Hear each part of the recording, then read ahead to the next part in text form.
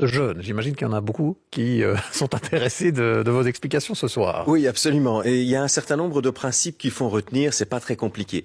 Le premier principe, le cerveau ne s'use que si on s'en sert pas. D'accord. On a cru pendant des années que on recevait à la naissance et puis au fil des premières années un certain nombre de neurones, des milliards de neurones, parce qu'il y a des milliards de neurones dans notre cerveau, et puis qu'à partir d'un certain moment, eh bien, les neurones s'éteignaient, on en avait de moins en moins, et donc, voilà pourquoi on commençait à avoir des problèmes de mémoire, toute une série de problèmes dits cognitifs, des problèmes de raisonnement et tout ça. C'est logique puisqu'on a moins de neurones, donc forcément, on fonctionne moins bien. Eh bien, c'est totalement faux. Ça, c'est le premier principe. Toujours que c'était vrai. Voilà. Alors non, attention. Ce que je veux dire, c'est que oui, on a un certain nombre de neurones et ces neurones peuvent mourir avec l'âge. En revanche, il est tout aussi possible de confectionner de nouveaux réseaux de neurones à tout âge. Et donc, on peut très bien commencer à créer de nouveaux réseaux à 90, 91 ans, voire au-delà, parce que on stimule son cerveau. Donc, il ne faut pas croire qu'on a un certain nombre au départ et puis qu'à la fin, on est condamné à en avoir de moins en moins. Ça n'est pas vrai. Le premier principe, le cerveau ne s'use que si on s'en sert pas. Ça veut dire que si on s'en sert, eh bien, on peut le maintenir jeune. Premier principe. Le deuxième principe, c'est qu'on peut le maintenir jeune en le stimulant de plein de manières différentes. On peut avoir des interactions sociales. C'est très important d'avoir des interactions sociales. Il est très important de faire, on va dire, du sport cérébral, des mots croisés ou autre. Mais pas que ça. On peut apprendre un nouveau langage, par exemple. On peut apprendre à jouer au Rubik's Cube et autres.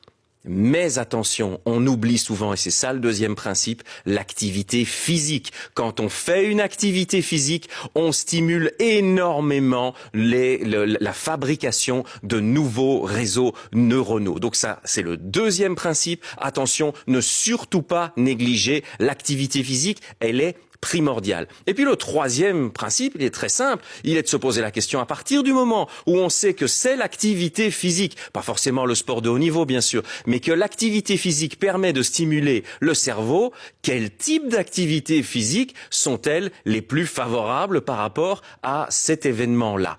Eh bien, il y a eu des recherches qui ont été réalisées en Allemagne à ce propos. Les chercheurs ont demandé à un certain nombre de volontaires de participer à l'étude et ils les ont regroupés, c'est des gens relativement âgés, et ils les ont regroupés en trois catégories différentes. En fait, il y avait trois groupes différents. Un premier groupe, c'était un groupe qui ne pratiquait pas d'activité physique. Le deuxième groupe était un groupe à qui on demandait de pratiquer des activités physiques qui les rendaient de plus en plus experts dans une certaine discipline.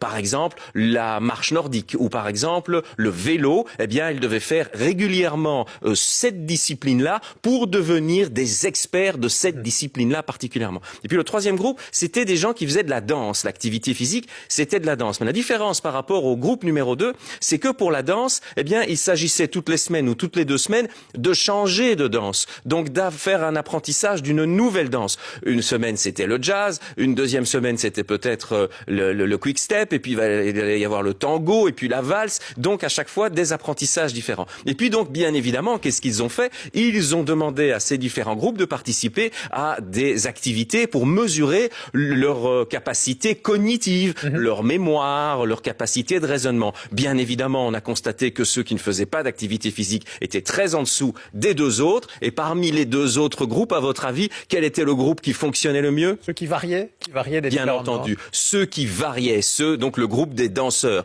Et donc, la règle est très simple. 1, utilisez votre cerveau. 2, pratiquez de l'activité physique. Et 3, variez, essayez d'apprendre des nouvelles choses. Vous allez conserver votre cerveau jeune plus longtemps. Eh bien, voilà de bons conseils. Merci à vous, Patrice Goldberg.